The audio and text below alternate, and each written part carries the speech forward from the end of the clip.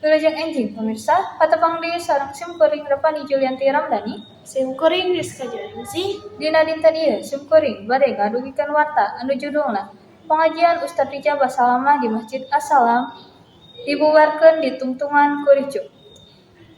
Hadirin pengajian Ustadz Rija Basalamah di Masjid As-Salam Surabaya Jawa Timur dibubarkan ku bangsa.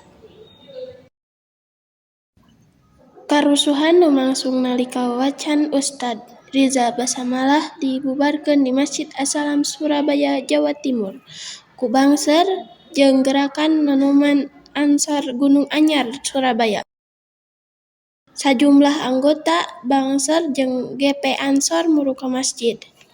Samemeh karusuhan lumangsung aya nu adu argumen antara panitia jeung anggota Bangser anu minta supaya bacaan dieureunkeun.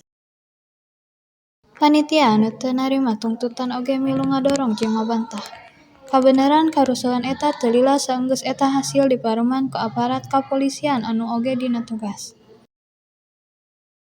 GP Ansor jeung Banser nolak bacaan Ustad Rija Basalamah anu dianggap provokatif jeung ngandung ujaran teu dipikaresep.